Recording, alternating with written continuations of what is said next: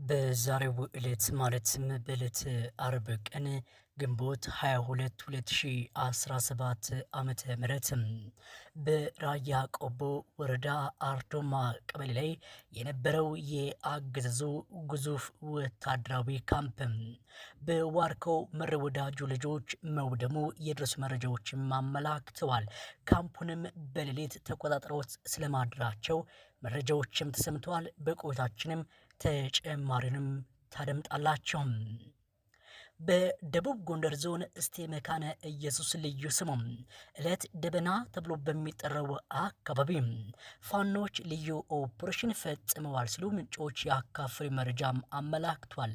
ከዚህ ጋር በተገናኘ ተጨማሪ መረጃዎችን ማስደምጣቸዋለሁ። ደብረ ኤልያስ ከተማ ላይ ጀግኖች ሲገማሸሩም እንደዋሉ መረጃዎችም ተሰምተዋል። ከዚህ ጋር በተጨማሪ መረጃዎችን ማካፍላችኋለሁ። ዛሬም በመከተማሞ የሚመራው የአማራ ፋኖ ሸዋ ጠቅላይ ግዛት እዝ በአማራ ፋኖ በሸዋ ላይ ጥቃት መሰንዘሩን አጠናክሮ ቀጥሏል ነው የተባለው። ሰላምና ጤና ይስጥልኝ የተከበራችሁና የተወደዳችሁ የሳሚ ዴይሊ የዩቲዩብ ቻናል አድማጭ ተመልካቾቻችን፣ በመረጃ ሰዓቴ መደመጥ አለባቸው ብዬ ያሰብኳቸውን ሰበር መረጃዎችን ታደምጣላችሁ። አብራችሁ ቆዩም።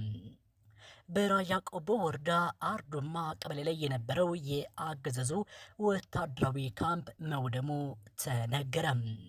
የዋርካው መሪ ወዳጁ ልጆች አጥቢያ ሌሊቱን ወታደራዊ ካምፑንም በመቆጣጠር በርካታ የአገዛዙን ወታደሮችንም መደምሰስና በርካቶች ደግሞ አቁስለዋል ነው የተባለው።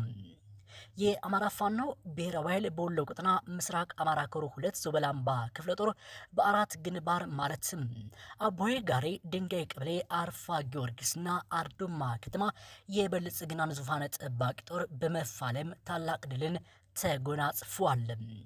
ዞበላምባ ክፍለ ጦር አራተኛ በረኞ ሻለቃ በአቦይ ጋሪ ሁለተኛና ስድስተኛ ሻለቃዎች በአረፋ ጊዮርጊስ ሶስተኛ ራያ ሻለቃ ከቀይ ጋርዬ እስከ ድንጋይ ቀበሌ እንዲሁም ደግሞ የክፍለ ጦሩ ቃኝና የአንደኛ ሻለቃ ቃኝ ራያ ቆቦ አርዶማ ከተማ በአጠቃላይ በአራት ግንባሮች ከፍተኛ ውጊያዎችን በማድረግ ነው ድልን የተጎናጸፉትም።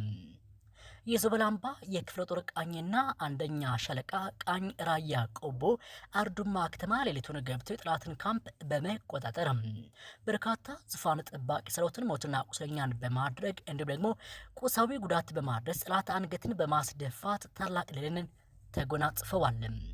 ሁለተኛና ስድስተኛ ሻለቆችም ወደ አረፋ ጊዮርጊስ ለመውጣት አስቦ ማጥቃትን ያደረገው ጠላት በመርመር በርካታዎችን ሞት ቁስለኛ ሲያደርጉም ከራያ ቆቦ በሰሜን ምስራቅ አቅጣጫ ድንጋይ ቀበሌ ዙሪያ አንደኛ ራያ ሻለቃ በርካታ የጠላትን እግረኛ ሰራዊት በሞርተር በዙ23ና ብረት ለበስ ታንክ ታጅበው ማጥቃት ቢያደርግም አንድ አካባቢ ብቻ 22 አስክሬን ያነሳ ሲሆን 3 ፓትሮልና 3 ኦራል ቁስለኛ ወደ ቆቦ ሆስፒታል ጭኖ ወስዷል። ለማደኛው ራያ ሻለቃ ጠላትን ከመራመድ እንዳያስብ አድርጎም መቶታል። በዚህም በርካታ ጀብዶችን ተፈጽመዋል። በርካታ ሰብአዊና ቁሳዊ ኪሳራ የደረሰበት ጠላት ጦርም የያዘውን ሸክፎም ወደ ነበረበት ተመልሷል። በደቡብ ጎንደር ዞን እስቴ መካነ ኢየሱስ ልዩ ስሙ እለት ደበና ተብሎ በሚጠራው አካባቢ ገብቶ የነበረው የጠላት አብይ አህመድ ወታደር መራር ሽንፈትን ተጎናጸፈ። ዛሬ ማለትም ግንቦት 22 ማለዳ ሰዓት ጀምሮ በተደረገ ትንቅንቅ ቁጥራቸው በላይ ያልታወቀ የ13 ያገዛዙ ወታደሮች ሲደመሰሱ ተጨማሪ በርካታ ወታደሮችም ክፉኛ መቁሰላቸውን የመረጃ ምንጮች ተናግረዋል። በዚህ ግንባር በጠላት ላይ መብረቃዊ ጥቃት በመፈጸም ታላቅ ድልን የተቀናጀው የአማራ ፋኖ ብሔራዊ ኃይል በጎንደር ሜጀር ጀነራል ባንት አባት አንደኛ ኮር ጉና ክፍለ ጦር ስር የሚገኘው የሴዴንሳ ብርጌድ አባላት መሆናቸው ጭምር ነው የመረጃ ምንጮቻችን ያካፍሉ መረጃም የሚያሳየው። በአማራ ፋኖ ብሔራዊ ኃይል የቀይ ጌታ ይፍታው ንጉሴ ስድስተኛ ክፍለ ጦር የብራኛው ቀስተ ዳመና ብርጌድ ደብረ ኤልያስ ከተማ በመግባት ውጊያ ማድረጉ ተነገረ። በዛሬው ዕለት ማለትም ግንቦት 22 ቀስተኞቹ ደብረ ኤልያስ ከተማ ዘልቀው በመግባት ከጠላት ጋር እጅ በእጅ በመግጠም ሞት ቁስለኛ አድርገውታል። በአውደ ውጊያው ሁለት የጠላት ሞት በተጨባጭነት መሃል ከተማ መውደቃቸው ተነግሯል። ብዙዎች ያልታወቁ ሞትና ቁስለኛም ተደርጓል ሲሉ የመረጃ ምንጮቻችን ያካፍሉ መረጃም ያሳያል። በሸዋ ነገሮች ዛሬም ድረስ የእርስ በርስ ውጊያዎችም ተጠናክረው ቀጥለዋል። በሸዋ የሚገኘው ሶስቱም ማለትም የአማራ ፋኖ በሸዋ ደግሞ የአማራ ፋኖ ሸዋ ጠቅላይ ግዛትና በእስክንድር ነጋ የሚዘወረው የአማራ ፋኖ ህዝባዊ ድርጅት የእርስ በርስ ውጊያዎችን ማድረጋቸውን አጧጥፈው ቀጥለዋል። ሸዋ በመከረው የተባለው የፋኖ ብልጽግና በአንኮበር በኩል ኃይሉን በብዛት ስለማስጠጋቱ የደረሱ መረጃዎችን አመላክቷል። ከፍተኛ ጥንቃቄ ሊደረግም ይገባል ተብሏል።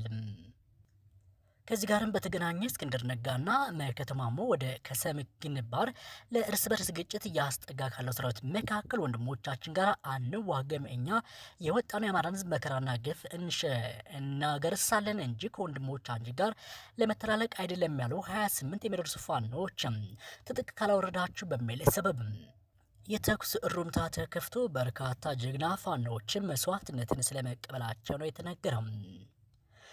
ቤቱ የፈረሰበት ብልጽግና በትናንትናው ዕለት በሰሜን አቸፈር ወረዳ ዳርፋ ላይ በድሽቃና በብሬን የተራራን ድንጋይ ሲፋለጥ የረፈደው ቤቱ የፈረሰበት ብልጽግና እቅዱ እየከሸፈ ፋኖም ከተማቸውን እየተወጣጠረበት ይገኛል። በዚሁ ቀንም ሳንካራ ከተማ የነበረ ጥላት ፋኖ መጣ ሲባል ሳንካራ ለቆ ወደ አሲኗር ጨንባ ፈርጧል። ፋኖም ሳንካራ ከተማን በጠዋት ጨብጧል። በዚሁ ቀን ከሰዓታት በኋላም ተነስቶ ወደ ይስማላ ያቀናው የፋኖ ኃይልም ይስማላ ከተማን ያለውን የአብይ አህመድ ዙፋን አስጠባቂ ሰራዊት በሚገባው ቋቋም እንዳናገሩት የመረጃ ምንጮቻችን ያካፍሉ መረጃ ማመላክቷል።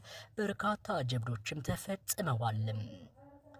ውድ የተከበራችሁ የሳሚ ዴሊ የዩቲዩብ ቻናል አድማጭ ተመልካቾቻችን በመረጃ ሰዓቴ መደመጥ አለባቸው ብያሰብኳቸው ሰበር መረጃዎች እነዚህ መስሉ ነበር። ለሁላችሁም መልካም ቀን ተመኘሁም።